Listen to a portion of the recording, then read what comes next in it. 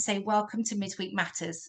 And it is my great pleasure to bring this evening to join us Chris Picknett, who is not only many things. He is at present a workforce EDI project manager within the NHS. But he is coming here to share more than that. It's going to be a talk of two parts. So we're going to start with, especially as we're exploring the concepts and the journeys people take to the employment and some of the obstacles and challenges and decisions and ponderings.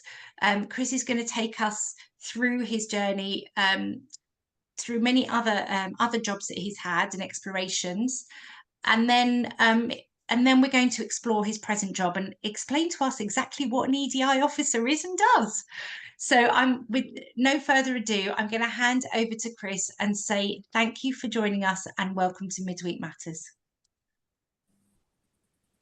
Thank you very much. I'm going to start off by apologising. I don't have any slides. I was going to make some today, and it's just been really busy and my computer broke. So I didn't make enough. Probably going to have to look at my face for the whole thing instead, I'm afraid. So yeah, many apologies for that. Yeah, so I thought I'd just sort of start off and I'd talk about just myself and my journey a little bit, so you can know where I've come from and what I've been doing before I got to this job. And then in the second half, I can talk a little bit more about what I do and maybe hope how that might help you, everyone else as well, if you do choose to come and work for the NHS or anywhere else, really, I guess. So yeah, so I have cerebral palsy myself. I got diagnosed a little bit before I was 3, and I have hemiplegia, so my right side. I have quite mild cerebral palsy, as you might guess, and I'm very, very lucky that actually with the operations and the physio and the fact that my family is wealthy enough that my mum could work, didn't have to work and could just look after me and take me to appointments and things, that actually I got some really good treatment when I was little. So yeah, I had my Achilles tendon stretched when I was 7. I think these days they do slightly nicer things with Botox and things, but I had an operation where they cut it and stretched it, and I was in a wheelchair for 3 months. I had that just before my 7th birthday, so I was 7 in hospital, in a hospital bed with a big plaster on. And yeah, it took about 3 months, and then I had to learn to walk again for the second time, but that was a lot better. It meant I put my heel on the floor. My image.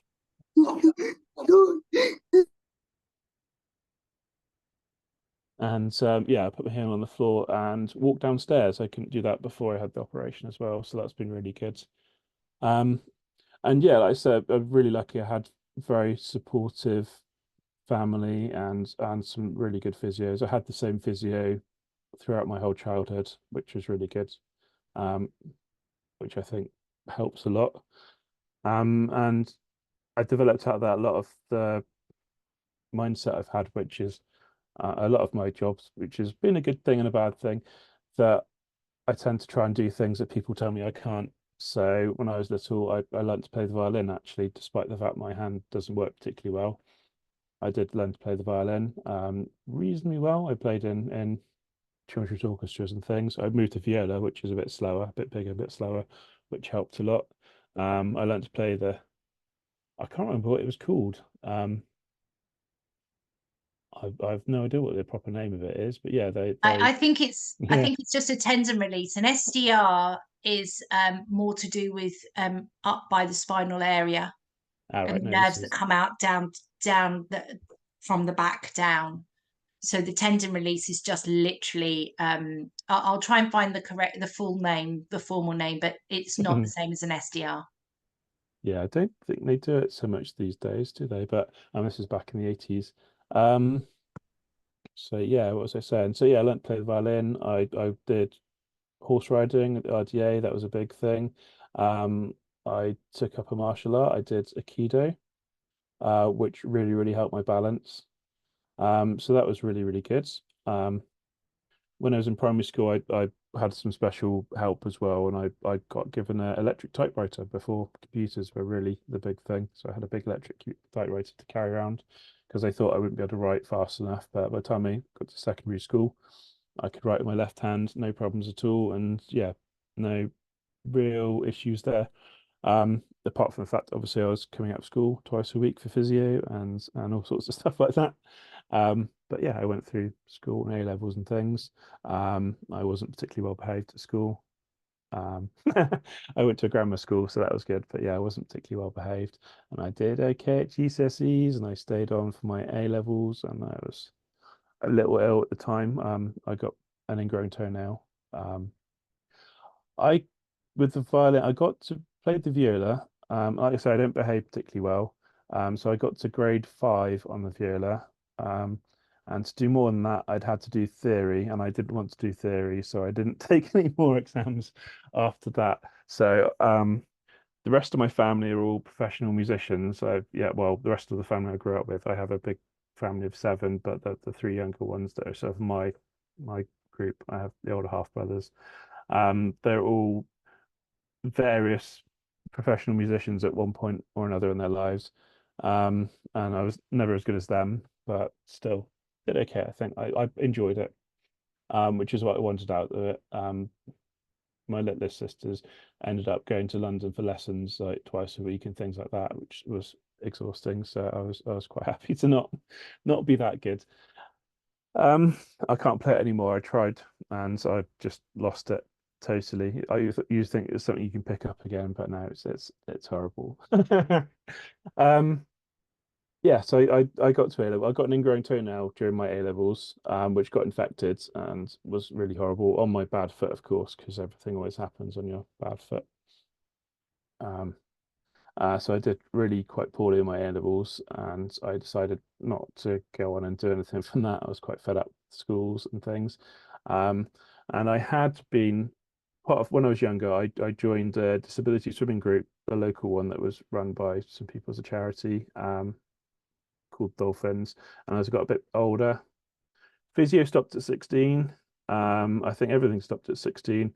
My surgeon actually came and asked me if I wanted a bone block operation, and I said no, although probably long term I probably should have said yes, but at the point I was really fed up with people poking me.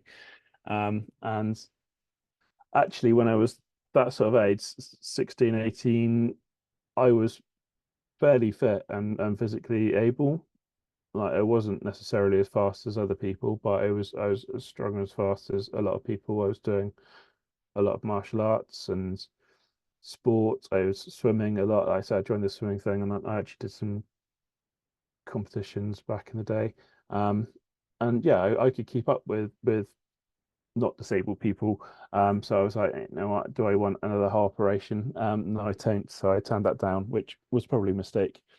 But yeah, I've been swimming with this disabled group, and actually I ended up helping them a bit, and they put me through my lifeguard qualification when I was 17, to help them out. And about 2 weeks after that, the local pool where I did Aikido, and then I took up jiu-jitsu as well a bit later on.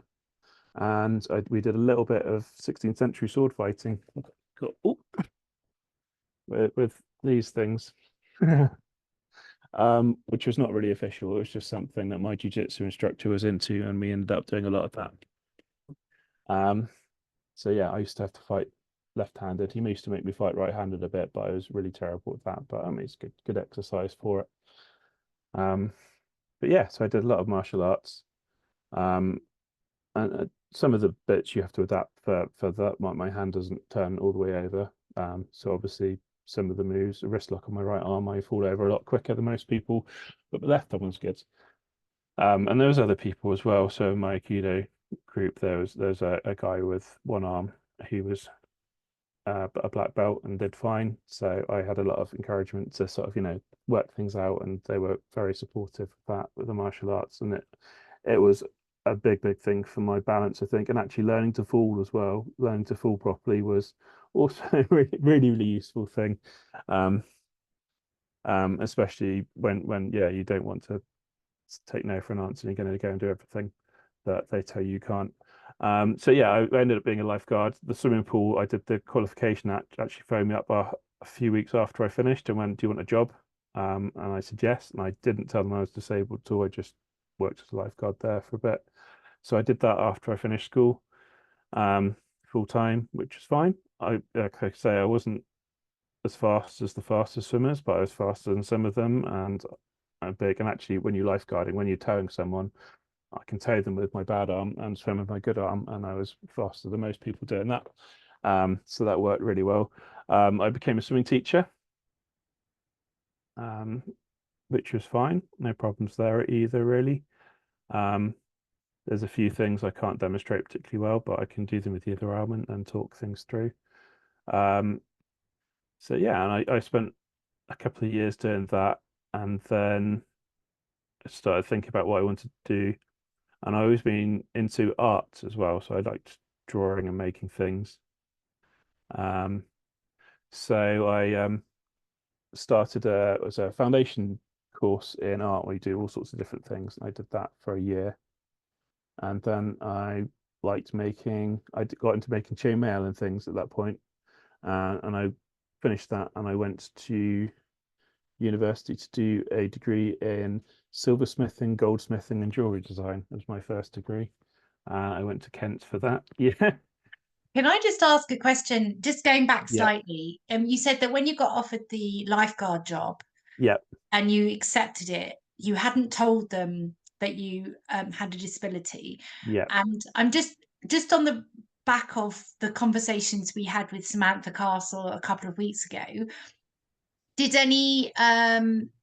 anyone make any comments, references, approach you as to do you need anything special, specific once you shared with them?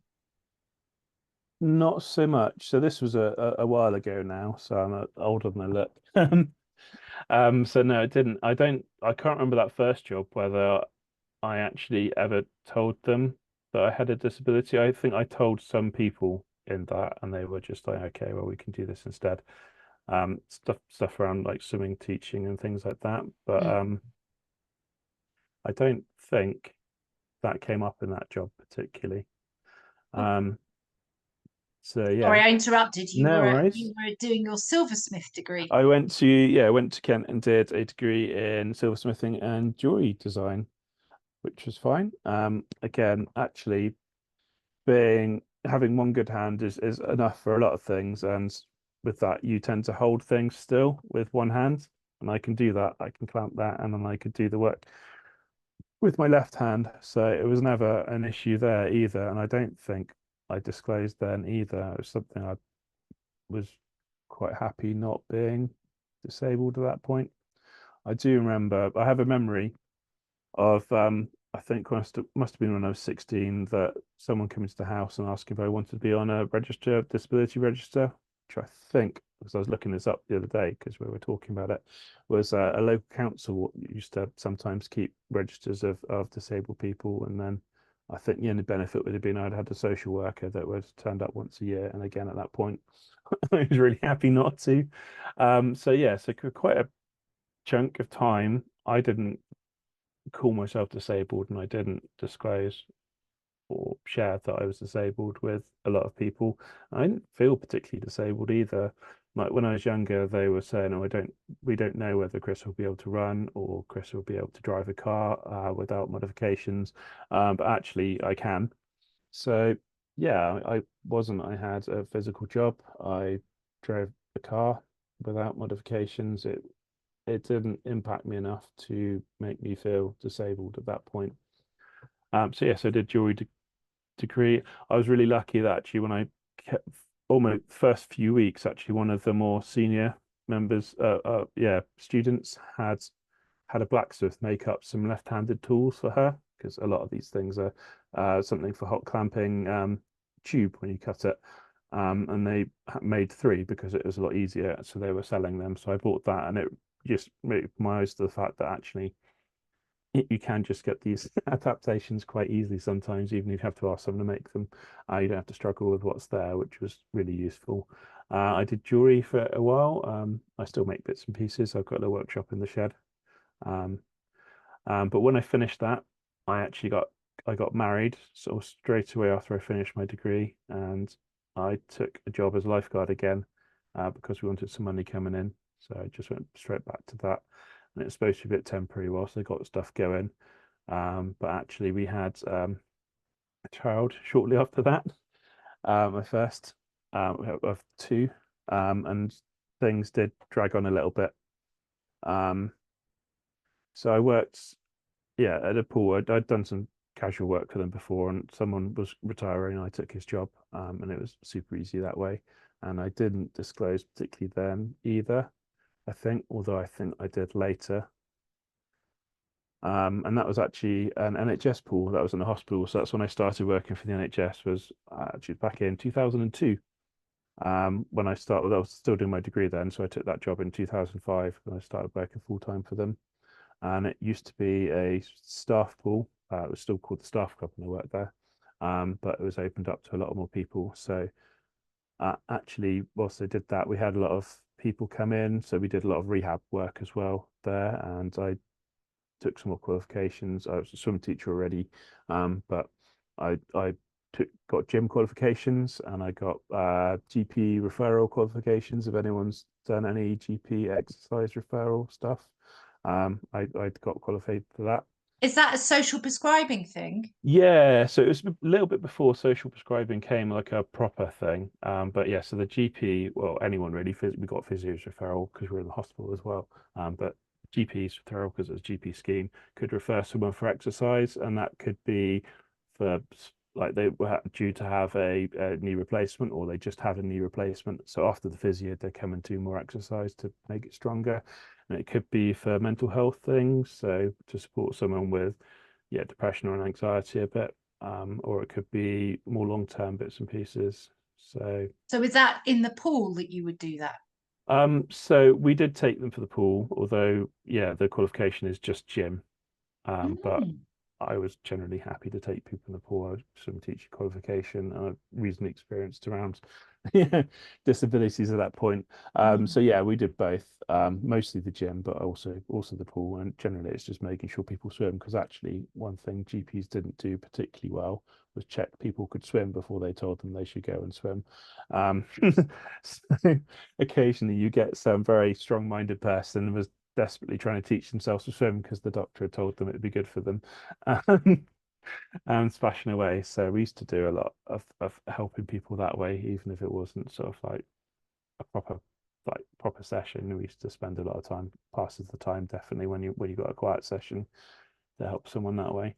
And I ended up spending quite a lot of time there, and it got to a point where I was making jewelry on the side. I actually did some other work as well, on the side, because obviously lifeguards don't get paid very much, just enough that you don't really get much in the way of benefit support.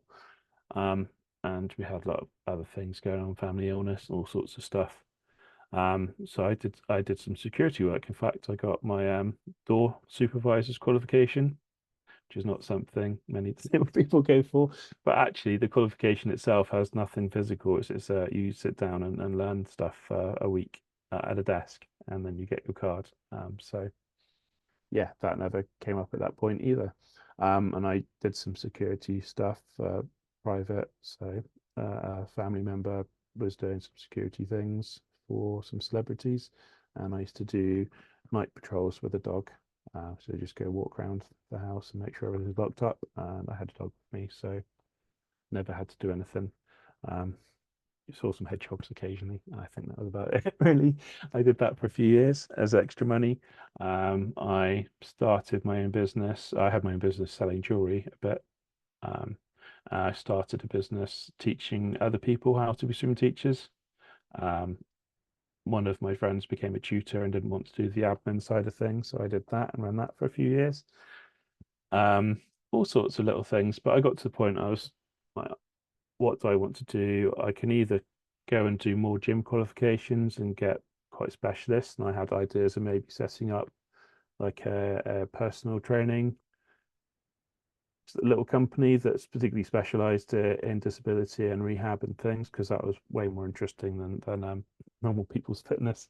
So I thought I could do that. or I could really drop everything and really try and make my jewelry business take off, because I was selling bits and pieces, but never enough to, yeah, it was never enough money to live on. And I thought it was high risk, or I could try and do something else. And actually, I thought I would do something else.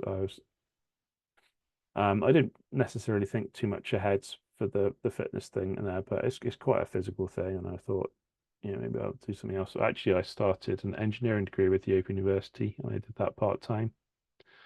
And it was supposed to be 6 years, but my parents got very ill at the point. So it actually took me 8 years to do, which is way too long to stay in that job. It was, yeah, it got less and less fun the longer I stayed there. It was, yeah, quite bad at the end. Some of the managers were not particularly friendly. They were not necessarily ableist, but they were very unpleasant, and it was an unpleasant place to work by the time I left. But I got my engineering degree eventually. My dad died just before we finished that, but Open University I studied with, who were incredibly supportive of everything, way more than anyone else I've ever studied or come into contact with. So, and you work from home as well. So yeah, definitely a big thumbs up for Open University if you do want to study things. They were very, very good, and yeah, bent over backwards to help me finish. I think they changed all the pricing and how everything's set up, and I was just on my own with a little finishing a module or something with just me on it, so I could actually get through, which is great.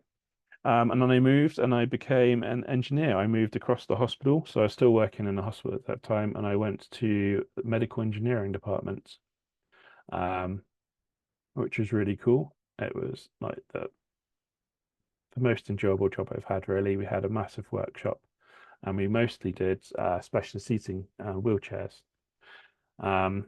So half of you probably know what specialist seating is. So basically, specialist seating is if a wheelchair service can't buy something for you off the shelf, they can't find, or they can't make a wheelchair work for you with the bits that they can buy, they would call in at the specialist seating service, or it should be us in our little part of the world, and we would hand make it until it worked for you.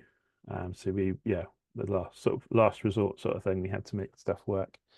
And I worked there for a while. I started as an engineering technician, so I used to go out with the clinical scientists and help them, and then do most of the work when we go back to the workshop. The bonus being I didn't have to do less of the paperwork. Yeah, definitely look at Open University. They were really supportive of me, and really supportive not just of being disabled and making adjustments there, but actually when my parents were really ill and I had to drop out of things, they went through options. I got all sorts of extensions. They just did everything they could. Really, really good. Yeah, so we did all sorts of engineering bits and pieces. We made all sorts of things out of steel and welded them to wheelchairs and did all sorts of crazy bits and pieces, which was brilliant. I really, really enjoyed that. And they got to be a point actually. So this was 2018 to 2020-ish. So yeah, quite a lot way in, and I was in my 30s then. And my toenails got I'm going to talk about Open University for a bit, and then I'll go back to my toenails. Open University is a lot nicer. So Open University, you can they've changed it a little bit. So you have to do a certain amount, but you can be quite slow with it. So obviously you do a module and there's sort of set times about when you have to do things. But you can talk to them and you can only do like one at a time, or that you don't have to do full-time things. So you can study a lot slower. We could probably try and get someone in to talk about it or something. You're on mute, Miriam. No, thanks. I'm just going to say as well, if before we answer a question in the chat, I'm gonna if we can read it, because otherwise, when anyone listens back to it, we won't know what they're talking about. So Becca's just asked, what about writing or journalism course, Abby, to support your blog writing? Oh, there you go. It wasn't a question for you at all. No, that's okay. Yeah, Open University is really good. You can do stuff at your own pace, and whereas like most universities that you get a deadline, you have to hand something in, and most universities will be you have to have a reason to extend that deadline. Although a lot of them, a reasonable adjustment for being disabled is you don't have to have a reason. You can just say, I've got my disabled letter, and they're cool with it. But Open University are just a lot more flexible about things like that, and you can get extra 3 weeks, and then you can have to write in and say, I need more because of this reason. But I've never had a reason turned down with them. They were very helpful, and yeah, awesome. There we go. Lots of studying. We should do a studying Oh, thing. that's Julia has been accepted Yeah. on social science access course beginning in October. Big Brilliant. congratulations. So yeah, so definitely potential NHS jobs after that as well then, Julia. Yeah. We'll get to that in a bit, I guess. Yeah, so I was working in engineering, and we did quite physical stuff. You lifted a wheelchair up, you were crawling around the floor, you were bending bits of steel. We were driving out to people's houses or to wheelchair services and all sorts of stuff. And wheelchairs are not light. And my toenails got ingrowing again, which was got on both feet, which was really bad. And I ended up having them cut out and was hopping around quite a lot at that point. And I was hopping around the workshop, not doing much. And I was watching my boss. Well, he was the workshop manager.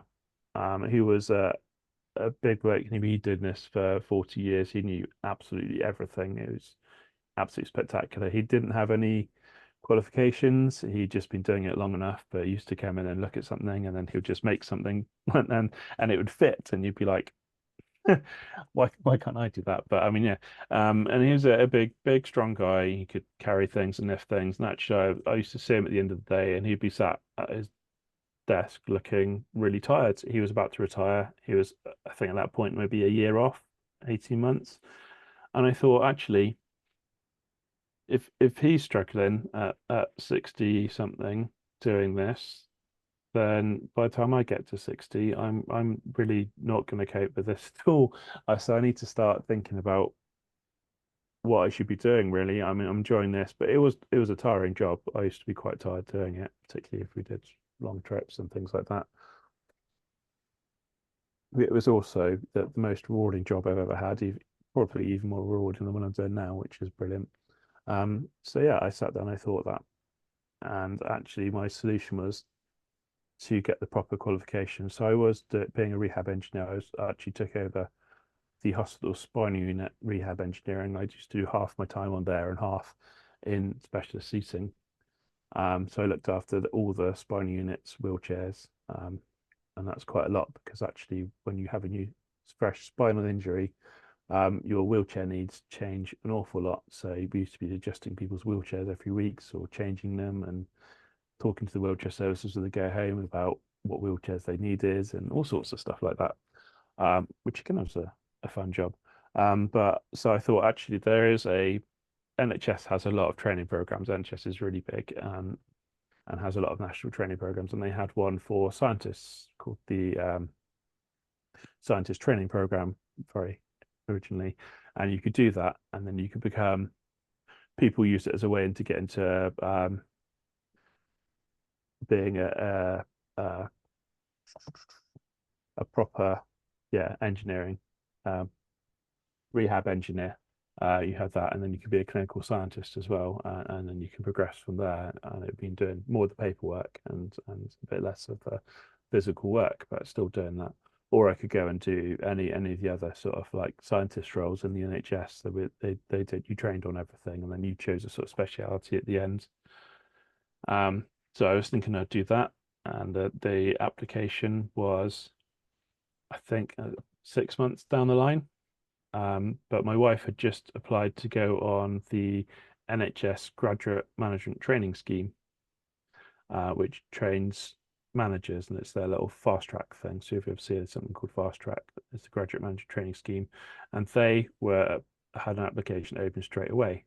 And I thought, actually, that would probably be okay too. And I'll just do the application, and it'll give me some experience before I try and do this big, because their whole rigmaroles and stuff. You have to do like maths tests online and reasoning tests, and then you have to go into interviews, and it takes months. So I thought I'll do this one, and then I'll probably just have a bit more experience when I try and apply for the scientist one that I want to do. But I did that, and I got in, and I was like, oh, fine, I will do this job instead then. So I did the NHS graduate management training program, and I did tell them I was disabled when I joined, and they were quite good. They were quite positive about it in the joining bit, but they were not quite so good about actually making the accommodations inside that.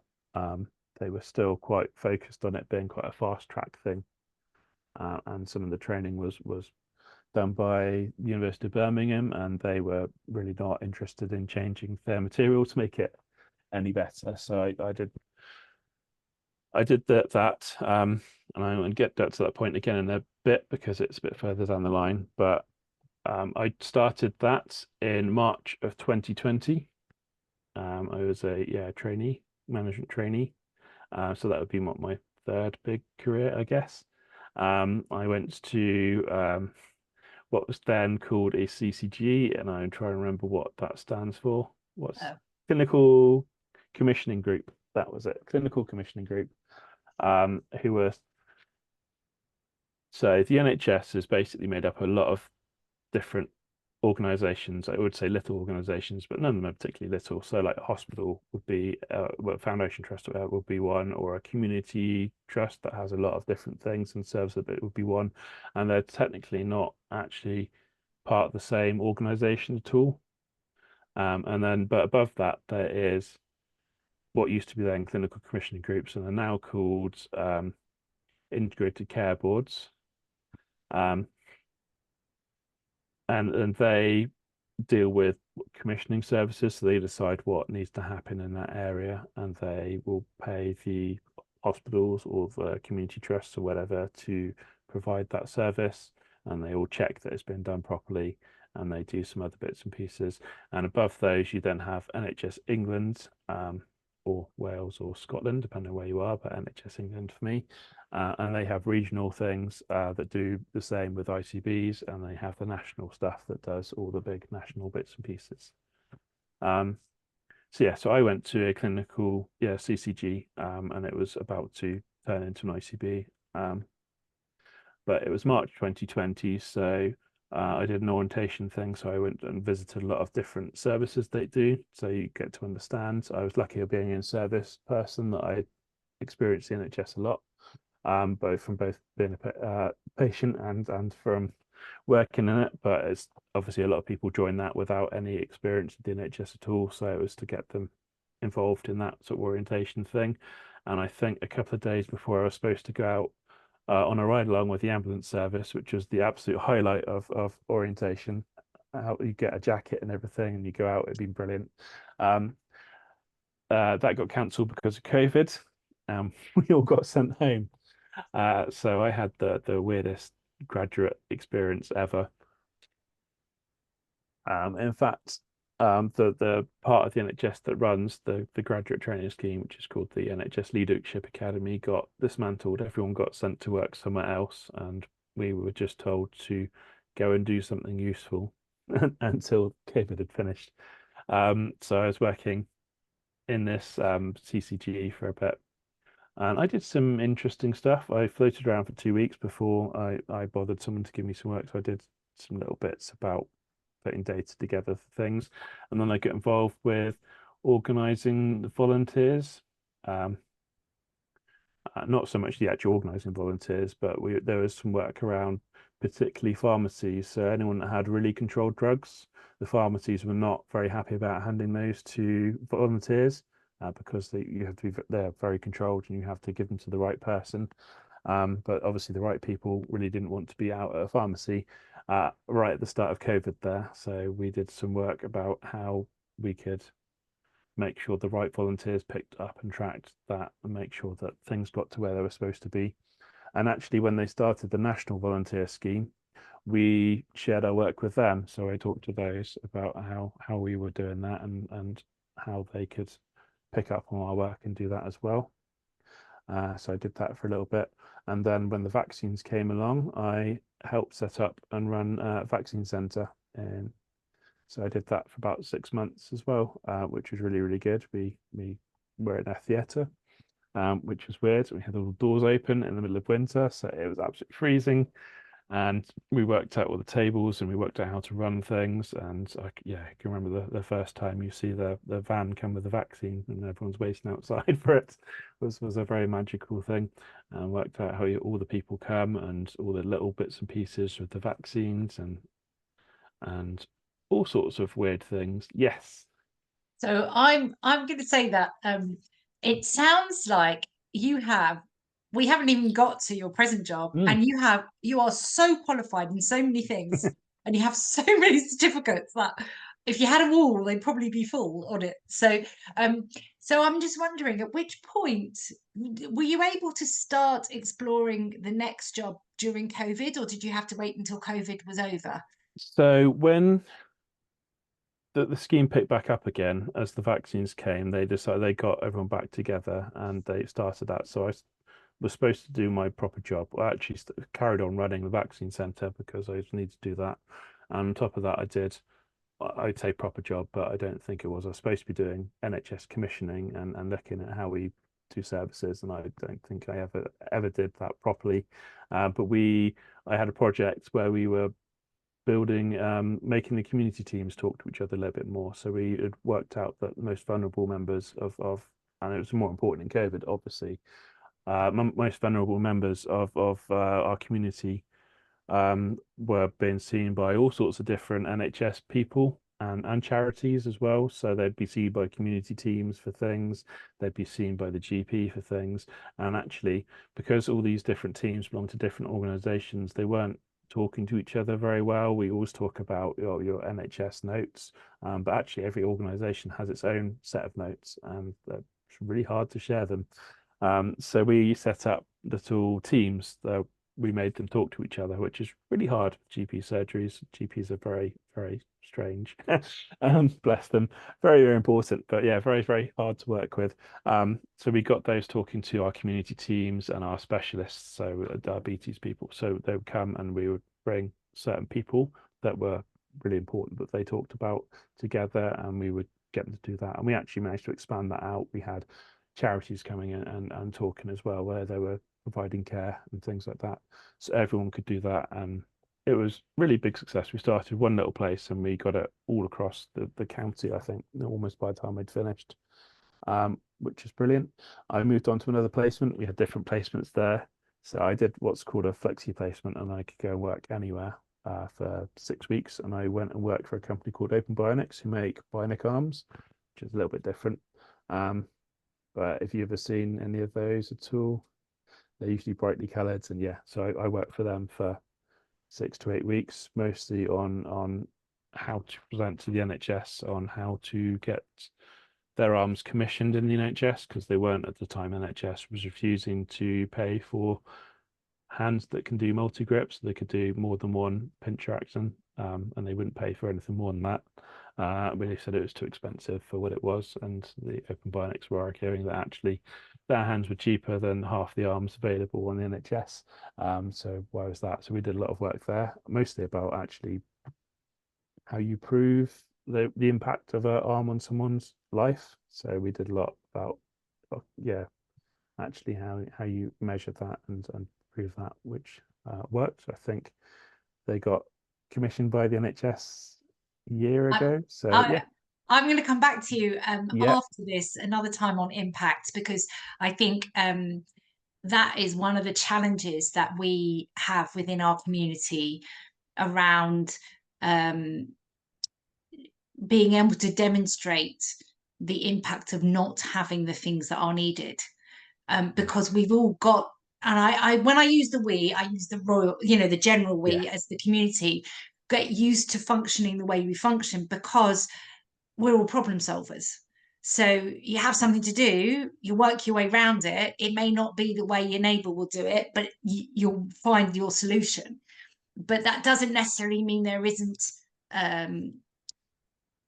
there isn't a detrimental effect if there's more than one way to do something, and some ways are more energy efficient than others. So, but what I'm going to ask, I'm just aware of the time, and I want to make sure that we have enough time to talk about your role, because I think that some of the skills that you have and you've learnt within EDI, and understanding that for us within this month of employment would be really valuable. So are you okay if we move on I to that will bit? accelerate a bit. So yeah, Is so I that did. okay? Thank you so much. So after that, I did one more placement, which was not so interesting. Well, it was really good, but not so interesting for this. So different. And then I finished the scheme, and I looked for a job, and it took me 3 months to find a job after the scheme, and that was the first time that I was ticking that I'm disabled button. Well, I did when I applied for the scheme,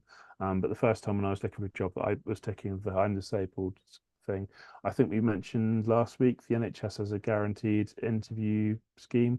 So if you're disabled and you tick it, they're supposed to give you an interview if you meet the the minimum requirements of job description, which I did for everything, and I didn't get all the interviews I was supposed to by a long way. So I did that, and I was job searching for 3 months. The placement I was with had tried to organise me a job, and it fell through. Didn't have the money for it, so I'd not searched in time. And yeah, so I was looking for jobs for quite a while. I did a couple of interviews, and didn't quite get the jobs I went for. And then yeah, I had met the lady who's now my boss now on Twitter before when we were talking about things, and she was like, "I've got this job going," and I was like, "That's too far away because I live in Wiltshire. My job is in Sussex, so about 100 miles away from where I live." And she's like, "No, you can do most of it remotely. It'll be fine." So I applied for it and I got that. So that's my current job now, where I'm at now, and I've been here for a year and a half. Um, and I am workforce EDI project manager. So it's equality, diversity, inclusion. And supposedly I manage projects. Mostly I do them myself because, but theoretically I manage other people doing projects. So yeah, so just to quickly run through, like I say, I live really far away from my job. So I mostly work from home. I have a nice little setup at home that we built when everyone was working from home in COVID. So I have some big monitors. I have a nice big desk. We put the bookcase in behind so you can't see the rest of the living room. And I have all my stuff here. So I go to the office. It's supposed to be about once a week now, which actually probably happens. I don't always go to the office. Sometimes I go to another location. I work for a community mental health trust, so we have 100 and something different locations across Sussex. So, and because my job encompasses everybody that works for that trust, quite often I go to different places. So I was at the office to do induction on Monday, and tomorrow I'm driving to Bognor Regis to do an engagement workshop with some other people. So I have some reasonable adjustments in place. We did that with the law as well, isn't it? So reasonable adjustments, obviously, are things we can agree. And I don't have too many of them because I have a lot of stuff at home already, so I didn't need to have equipment bought for me. But I do have an agreement that I can work quite flexibly. So I can leave work and go to the gym, which is really important to keep moving. Obviously, I spend a lot of my life sitting in this chair, and if I don't move enough, it hurts. So I can go to the gym, which is really, really important because, like I said, I'm starting to slow down and stiffen up now. And cerebral palsy doesn't get worse, but it definitely feels like it. Yes. So this is probably possibly where we're going to do a bit more of a Q&A on Yes, it, because please there's do. so many things to discuss. So when you got the job and you talked about reasonable adjustments, who was it that you spoke with? I spoke to my manager about it, who is the correct person. So you're supposed to talk to your manager. It is worth noting that obviously I was talking to an EDI manager who has a lot of experience with this herself, and is very knowledgeable, whereas some managers aren't. It's a big problem that we've got in the NHS at the minute, that actually when you become a manager, there's not like a training thing that says, so you just like, you're Miriam, you're a really excellent nurse. We're promoting you, and now you're looking after 15 people. But there's no point where we just go, actually, it's a whole different set of skills and looking after people, and you need to know all this extra stuff, and it doesn't necessarily happen. So yeah, there is that. You sometimes have to fight, and that's part of what my job is actually, if someone comes to us, an EDI team sends, um, I've asked for reasonable adjustment and my manager said no, then I would then get involved and say, well, actually, we think this is a reasonable adjustment and you need to be doing this. Please reconsider. So could you just explain what the letters EDI mean and how that Yes. yeah. So EDI is equality, diversity, inclusion, which is probably, yeah, equality is obviously making sure everything is fair for everyone. Although actually, when we actually do the work these days, we talk about equity more, which is making sure that everyone has what they need rather than making sure everyone has the same. Diversity is obviously about making sure that we have a diverse workforce that because that is really useful. It's very bad if everyone is the same, everyone thinks the same way, and we can miss people out. A big part of, especially for us in the NHS, is the fact that obviously we are looking after a population of people, and we need to make sure that we can look after all of those people. And in order to do that, we need to know what they're thinking, what's happening to them, and a good way of doing that is to make sure that our workforce, the people that are working in the NHS, also come from that population and are not all exactly the same. So that's diversity, and inclusion is making sure that everyone is included, that actually, if you can do the work, then we're giving you a job. Or if you need to come to a service, one of our services that we run, that you can get to the service and have the same treatment, and that you can. And obviously we are not doing that 100% at the minute, so there's a lot of work to do, but that's what the job is for, is to make sure that actually the NHS, I mean, I'm workforce, so I'm very focused on people working in there, and there's another team, I say team, there's another lady who is our service users and carers, equality, diversity, inclusion lead, and she looks after all our service users and carers. I'm a mental health trust, so we say service users to the patients. It's one of those little markers. So we help her out a bit because our team is slightly bigger. But yeah, we have that division. Not every trust does the same thing. Like I said, they're all different organizations. So sometimes there are bigger teams. So in my trust, my team has got 5 people in. There's my manager and me here full time. We have a officer who's just moved from recruitment, who's very new to the team. There's another project manager, and she does 2 days. Nearly everyone on our team has some disability, and we have our staff network coordinator, who works full time as well. And yeah, there's not enough of us for the amount of work that needs doing. So other trusts like might have more people. I know King's College London have 10 people in the EDI team, which is loads. Really jealous. And other trusts have one person doing all of it, and I have no idea how they cope with that at all. So you said that you manage projects? Yes. But do people come to you, or do you actively have, like, does the unit, the team have a brief that they need to carry out as well? Both.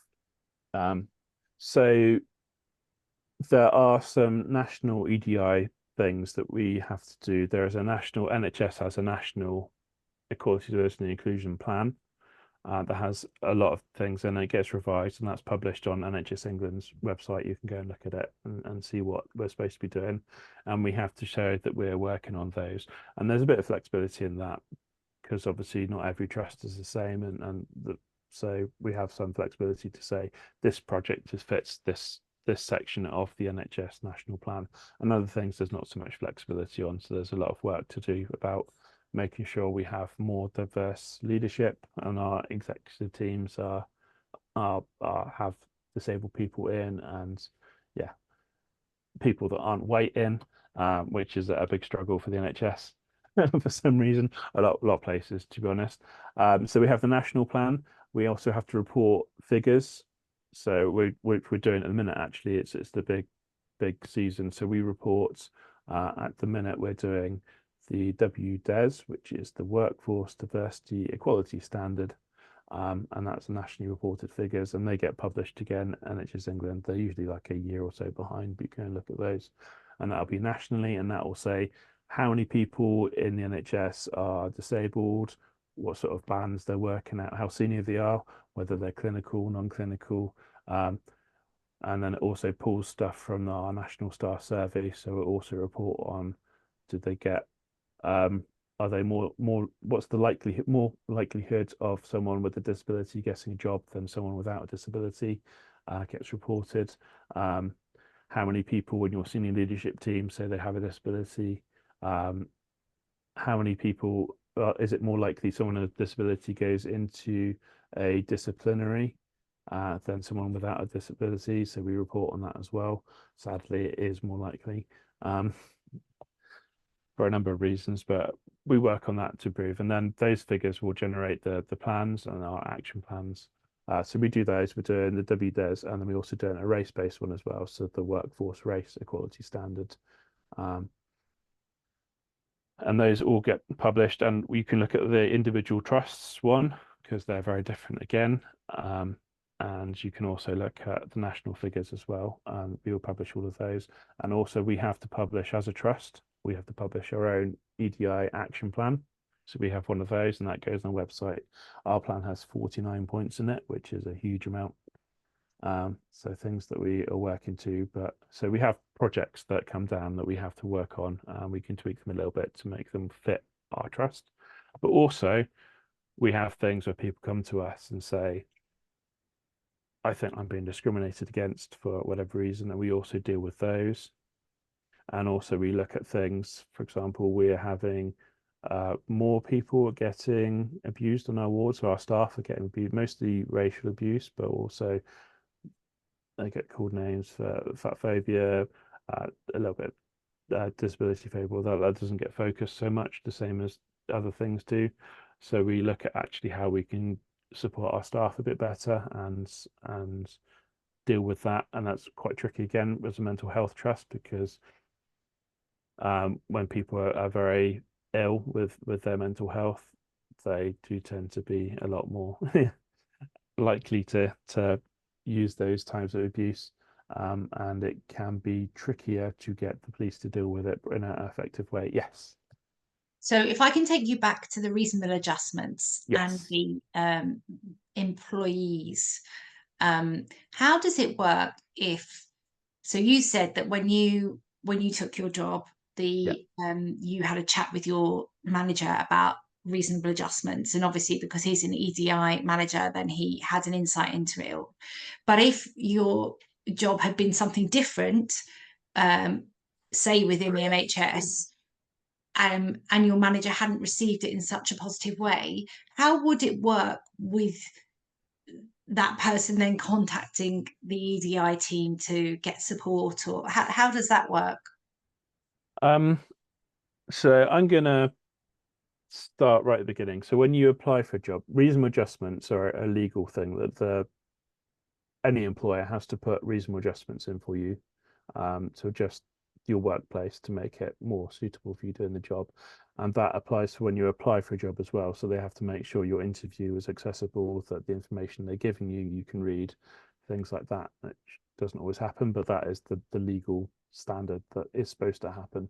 And I think they talked about that before. So you can have that in an interview. And so I asked for questions in advance, interview questions in advance, which actually my trust, my team at least, and we're trying to get our trust to do it properly, do as standard, because it just makes life easier for everyone, as a lot of reasonable adjustments often do.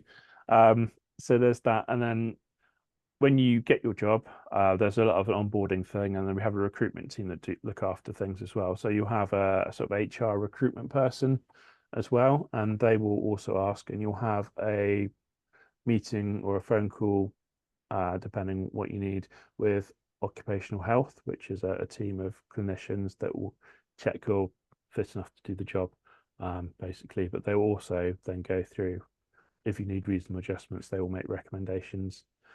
So often when a manager gets that, generally they're reasonably good, even though they don't know what's happening or what to do with it.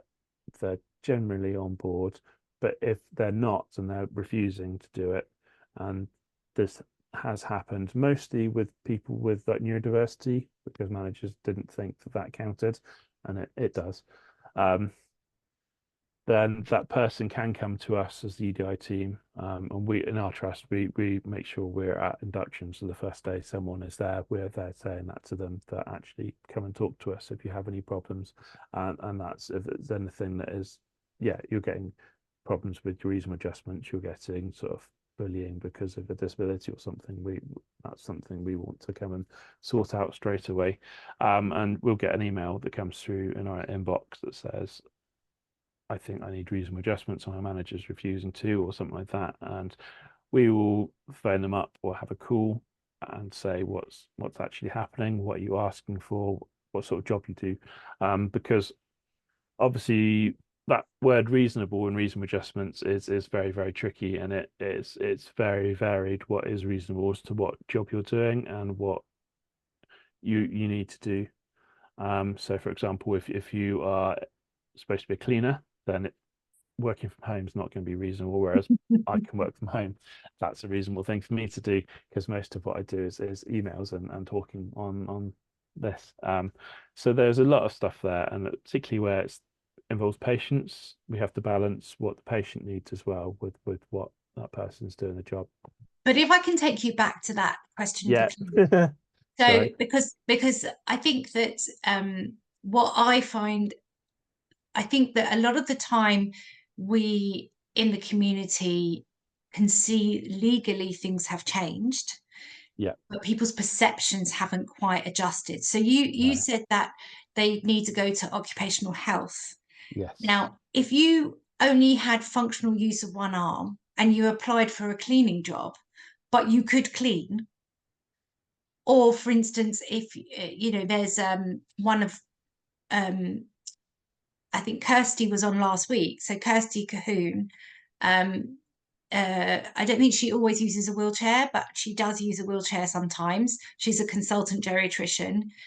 You know, I suppose it's the perception Yeah. of how things might have changed, such that you can do Yeah. it just differently.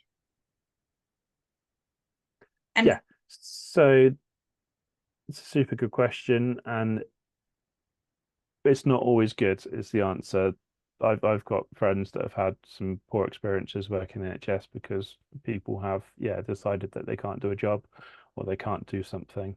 But where this is again a big part of my job is if I hear about that, I will go and yeah, talk to someone about it and go, why are you saying that?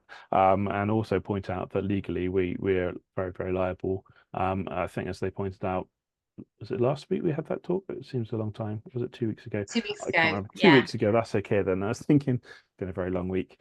Yeah, that legally, and this is the big problem with reasonable adjustments and discrimination under the Equality Act, is actually there's no sort of automatic thing. You can't phone the police up and say that you have to take someone to court.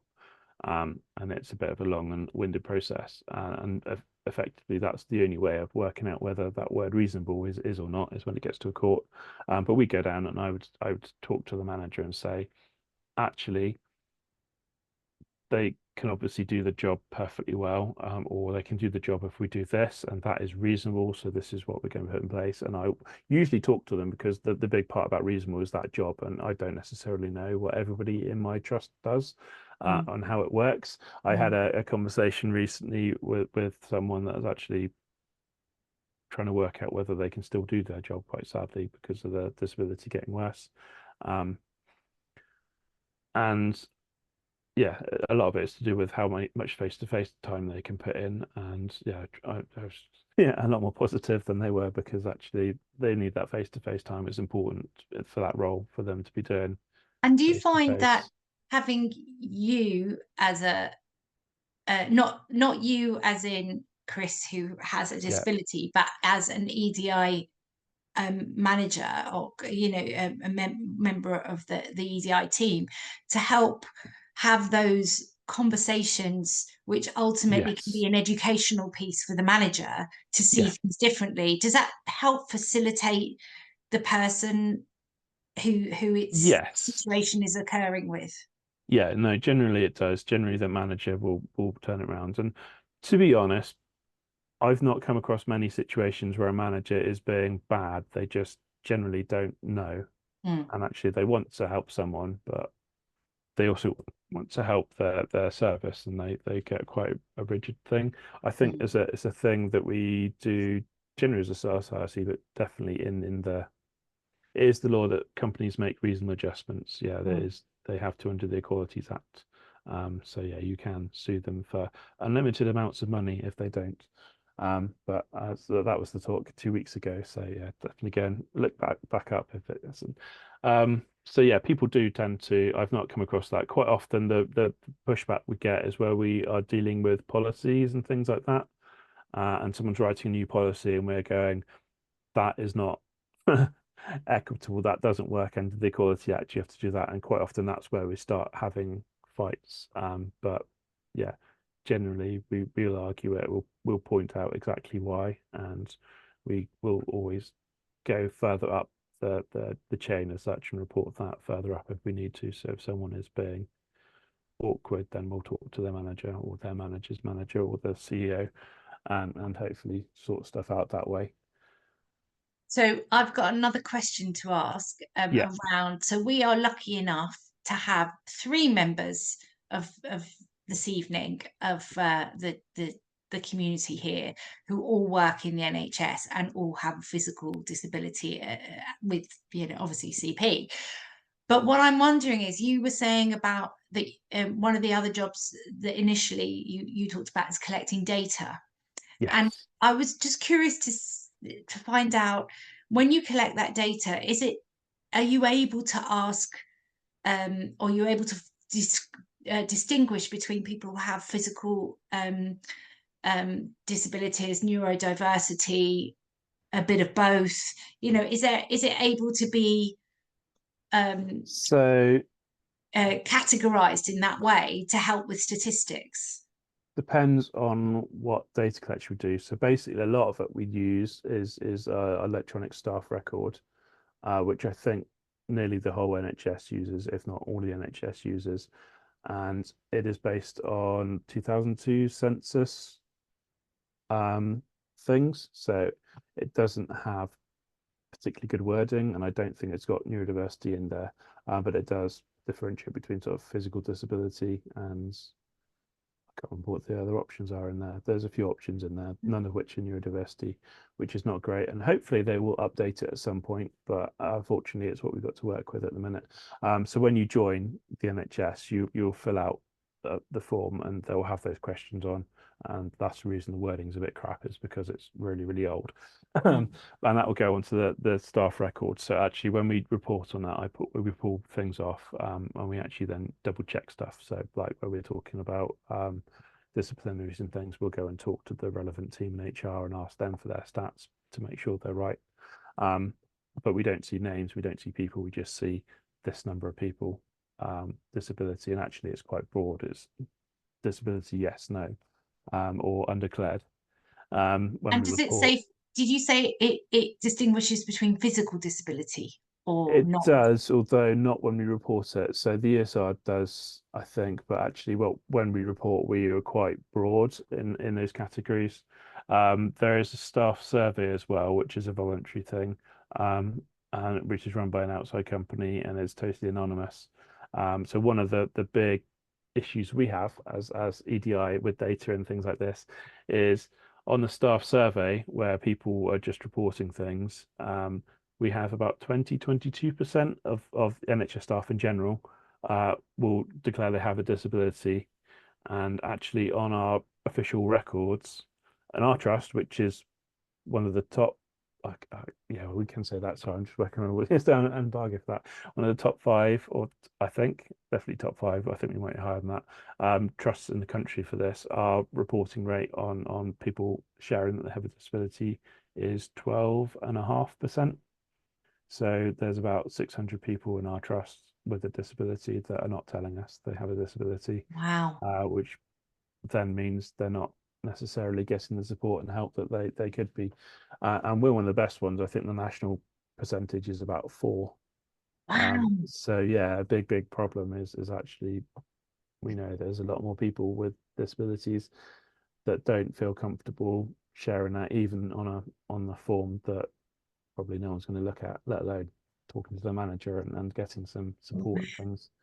Because going back to from the employment point of view, I don't know if you guys remember, but in the autumn we were the disability unit attached to the Department of Work and Pensions set out a consultation for the Disability Action Plan, of which it was fascinating, but no mention of physical disabilities was there.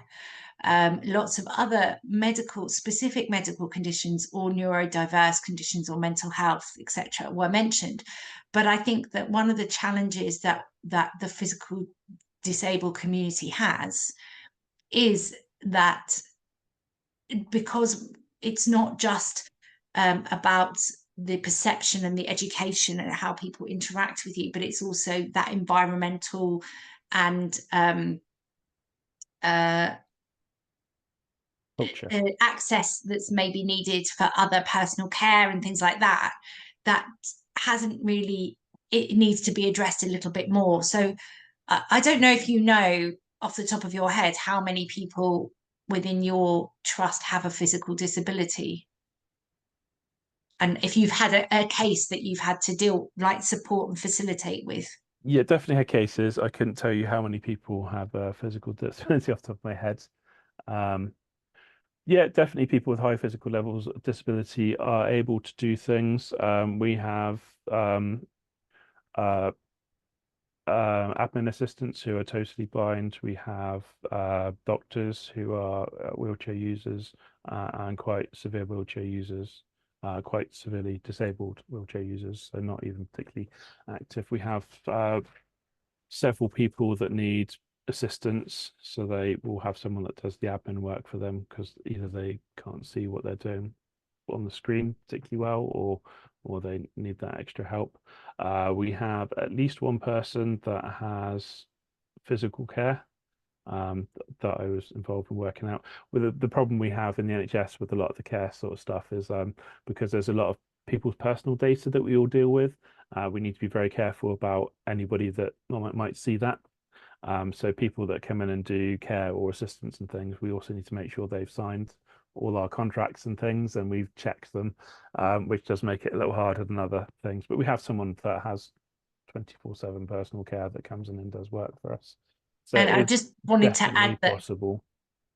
Becky's just added also that the ESR stuff in the NHS relies on people disclosing they have disability when they start, which often they're scared to do, or relies on them updating the database if they acquire a disability and get a diagnosis later in their employment journey. And the NHS trust that she works for is really struggling to get people engaged with this, even with the support from the Disabled Staff Network. So I think that just echoes and reinforces what you've just said, Chris, doesn't it? Thanks, Becky. Yeah. I think it's a really interesting dilemma, and I think it's really interesting from the point of view of that the NHS has an obligation to interview people with a disability, which not every employer has that obligation, even though it is a recommendation. I think I'm correct on that. But even then, there's still this issue around the reasonable adjustments to be able to do what you want to do.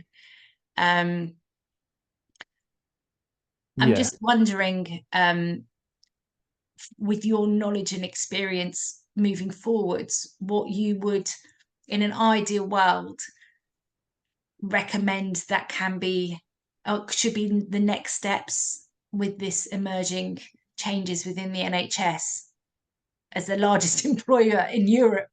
So what my big project has been since I started this is we're centralizing our reasonable adjustments fund, which sounds incredibly boring, but I really enjoy it. So basically, before you joined and you said I need a specialist chair for as a reasonable adjustment, and then your t team manager would have had to have paid for that out of their own budget or access to work. They'd had to pay for it and then claim the money back, which is a, a, a painful thing to do, as anyone that's dealt with access to work probably well aware. It's even more painful when you're an organization and not the person, because you're not even allowed to submit stuff electronically. It's all paper. So so we centralized it. So we've got a central budget that comes out of there, so it doesn't impact the team. So because a lot of people worry about that, they go, this is a lot of stuff, it's expensive, maybe I'll cut down on it. And actually that's stuff you need to do the job properly, and you shouldn't be cutting down on it. So we have a central fund. It's not your team's fund. You're not impacting on what they can do, because all the money's gone in your equipment.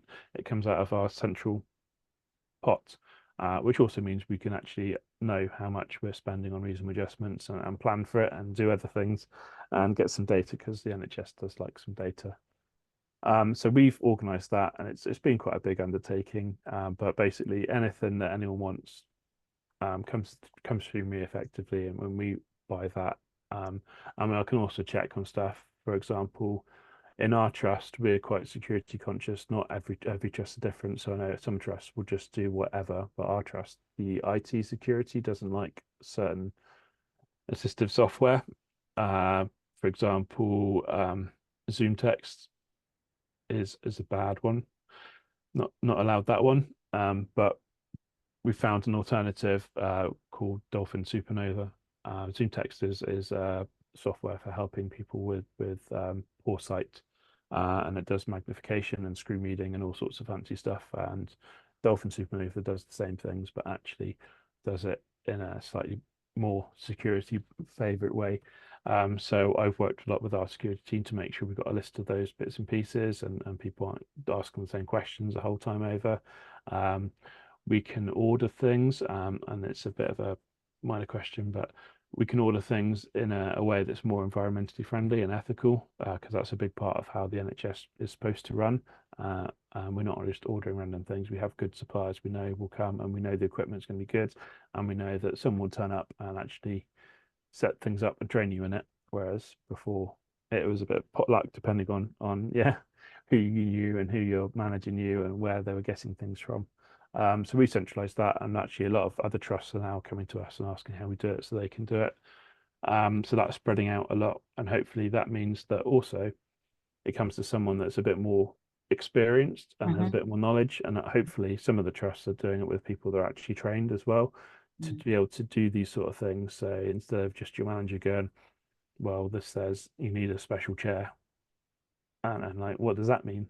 There's millions of yeah, supportive chairs on there, and you're not just getting the right one.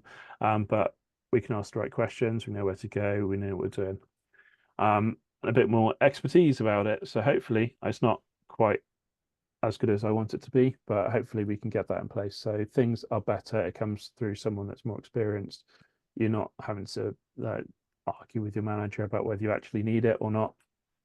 And Generally, do it's you, got do better. you think that having reasonable adjustments as a concept centralized so that it doesn't come off each individual department's budget would actually encourage people to seek the support that they actually need?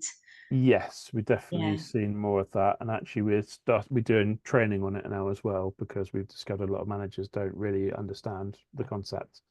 Um, so we run training on it. So as well as targeting specific people to get stuff sorted, we're training, because again, another big thing we found, actually, we did it for a while. People are quite good at you need a chair and a desk, we'll buy that for you, but they were not so good at flexible working is a reasonable adjustment. We're moving the room around so you can access everything in your wheelchair. That's a reasonable adjustment.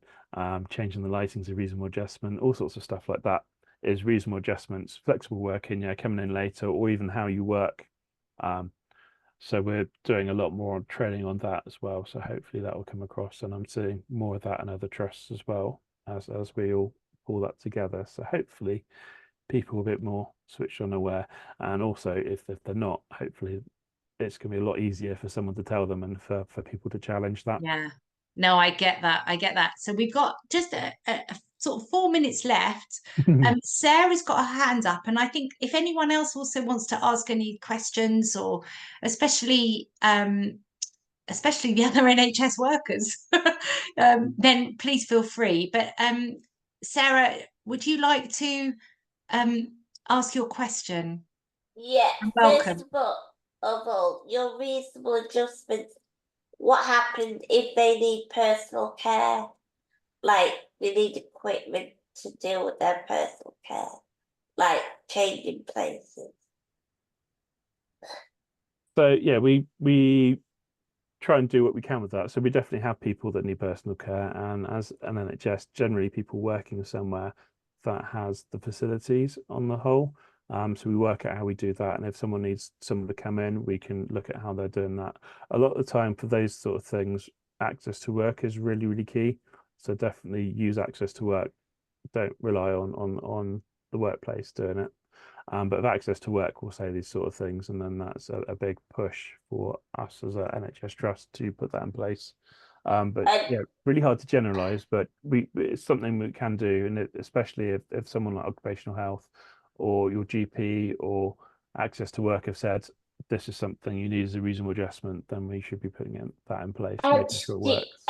One other question: do you get a good wage for your job? Oh, that's a good question. So if Quite personal, Sarah.